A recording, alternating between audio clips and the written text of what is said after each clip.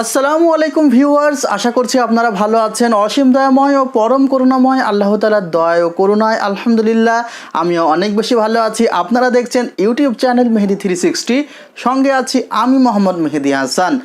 অনেক সময় অনেক ধরনের প্রশ্ন আমার কাছে আসে, সে ধরনের প্রশ্নের উত্তরের উপর ভিত্তি করে অনেক সময় অনেক ভিডিও করতে হয়। যেমন একটি প্রশ্ন আপনাদেরকে বলছি যে ভাইয়া আসলে কোন গ্রাফিক্স কার্ডটি ক্রয় করলে আমার এই সেটআপের জন্য ভালো হবে বা এই প্রসেসরের জন্য কোন গ্রাফিক্স কার্ডটি বেস্ট হবে। আমরা গ্রাফিক্স কার্ড এমন একটি ডিভাইস যেটি ক্রয় করতে যে অনেক সময় ভ্যাবাচেকা খেয়ে যায়। তাদের জন্য আজকের এই ভিডিওটি, আশা করছি সম্পূর্ণ ভিডিও জুড়ে আপনারা আমার সঙ্গেই থাকবেন। Subscribe now and press the bell icon. Never miss an update. Viewers, যদিও আমি ভিডিওর একটি অংশে বলবো যে কোন প্রসেসরের জন্য কোন গ্রাফিক্স কার্ড, তবু একটি কথা আপনাদেরকে বলছি। প্রথমের দিকে অনেকের মনের মধ্যে প্রশ্ন আসতে পারে গ্রাফিক্স কার্ড কি। গ্রাফিক্স কার্ড হলো মাদারবোর্ডের সাথে সংযুক্ত এমন একটি ডিভাইস যা আপনার কম্পিউটারের ভিডিও প্রসেস করে।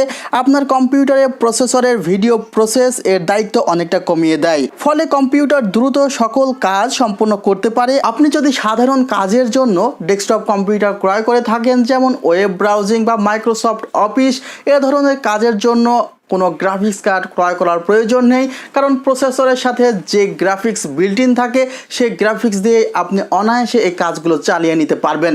কিন্তু আপনি যদি মনে করেন হাই ডেফিনেশনের মুভি দেখবেন বা হাই ডেফিনেশনের পিকচার এডিটিং করবেন বা ভিডিও এডিটিং করবেন, এছাড়া আপনি মডার্ন গেমসগুলো খেলবেন হাই রেজুলেশনে বা ভালোভাবে খেলতে চাচ্ছেন, সেক্ষেত্রে অবশ্যই আপনার গ্রাফিক্স কার্ড ক্রয় করার প্রয়োজন রয়েছে। গ্রাফিক্স কার্ড ক্রয় করার সময় বেশ কিছু ভুল হয়ে থাকে, যেমন মেমোরি এর চেয়ে ব্যান্ডউইথ বেশি গুরুত্বপূর্ণ, যা আমরা অনেক সময় মনে করি না। গেমার্সরা এই ভুলটি করে থাকে। গেমার্সদের মধ্যে একটি ভুল অনেক বেশি হয়ে থাকে, যেমন পারফরমেন্স বাড়াতে র্যাম বেশি চান, তবে আপনাদের মনে রাখতে হবে একই ক্লক রেটে DDR3 জিপিইউ এর তুলনায় দ্বিগুণ ব্যান্ডউইথ DDR5 এর জিপিইউ, এবং এর চেয়েও বেশি ব্যান্ডউইথ আপনাকে দিবে DDR6 এর জিপিইউ। সোজা কথা, DDR3 4GB জিপিইউ কেনার চেয়ে DDR5 2GB জিপিইউ কেনা অনেক বেশি ভালো। অনেকে চাই একসঙ্গে দুইটি গ্রাফিক্স কার্ড লাগাতে, তাদের বলছি একসঙ্গে দুইটি গ্রাফিক্স কার্ড লাগালে হয়তোবা 20 থেকে 30% স্পিড বৃদ্ধি পাবে, তবে একাধিক কার্ড ব্যবহারের অনেক ঝামেলা রয়েছে। ট্রানজিস্টর সংখ্যা, কার্ডে যত বেশি ট্রানজিস্টর সংখ্যা থাকবে তত কম নয়েজ হবে, ভিডিও তত ভালোভাবে ফিল্টার হবে। পিসিআই ভার্সন কি, আপনার মাদারবোর্ডের স্লট কোনটি সেটি দেখে নেবেন। ধরুন আপনার মাদারবোর্ডে PCIe/8 আছে, কিন্তু আপনি PCIe/16 কিনে আনলেন, অর্থাৎ যে গ্রাফিক্স কার্ডটি কিনলেন সেটি PCIe/16 এর, তাহলে কিন্তু আপনার গ্রাফিক্স কার্ডটি অন্য কাউকে দিয়ে দেওয়া ছাড়া কোনো প্রকার উপায় থাকবে না। DirectX support. DirectX মাইক্রোসফটের একটি অনন্য সংযোজন। নতুন হার্ডওয়্যার ভিডিও এক্সিলারেশনের জন্য এটি অপরিহার্য। এটি যত আপডেট হবে তত বেশি ভালো হবে। পিক্সেল শেডার, ভিন্ন মাত্রার পিক্সেল এবং আলোর তুলনামূলক প্রসেসিং তুলে ধরতে পিক্সেল শেডার প্রয়োজন হয়।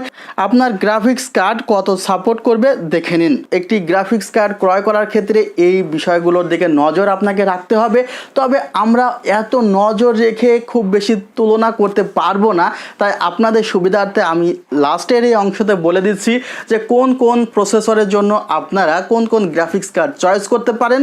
ভিউয়ার্স, আপনারা Intel Core i5-4570, Intel Core i3 6100, অর্থাৎ ইন্টেল Core i3 এর 6th generation, Intel Core i3 এর 7th generation 7100, Intel Core i3 এর 8th generation 8100, Intel Core i3 9th generation 9100 বা i5 এর 7th জেনারেশন 7400, i5 8400, এগুলোর সাথে আপনারা 1050 Ti DDR4 4GB গ্রাফিক্স কার্ডটি ব্যবহার করতে পারবেন বটলনেক আন্ডার 10%, অর্থাৎ এই প্রসেসরগুলোর সাথে যদি আপনি 1050 Ti এই গ্রাফিক্স কার্ড ব্যবহার করেন বা RX 570 গ্রাফিক্স কার্ড ব্যবহার করেন, তাহলে বটলনেক খুব কম হবে, অর্থাৎ দুইটি সমান তালে কাজ করতে পারবে, আপনার কম্পিউটারটি ফাস্ট কাজ করবে।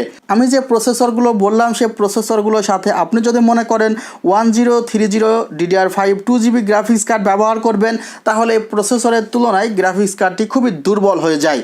Ryzen 5 3500X, Ryzen 5 3600 বা ইন্টেল Core i5 9400F এর সাথে আপনারা ব্যবহার করার চেষ্টা করবেন 1660 সুপার DDR6।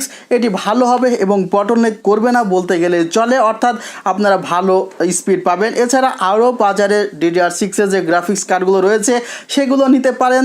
তবে আপনি যদি মনে করেন 1050 বা 1650 গ্রাফিক্স কার্ড এই প্রসেসরগুলোর সাথে নেবেন, তাহলে সেক্ষেত্রে বটলনেক করবে, আপনি ভালো পারফরমেন্স পাবেন না। ভিউয়ার্স, আপনাদের প্রশ্নগুলোর উত্তর হয়তো বা আপনারা অনেকে পেয়ে গেছেন, বা অনেকের প্রশ্নের উত্তর হয়তো বা এখনও মনের মাঝে ঘুরপাক খাচ্ছে। ভিডিওটি দেখার পরে হয়তো বা আপনি সম্পূর্ণভাবে অনেক প্রশ্নের উত্তর খুঁজে পাচ্ছেন না।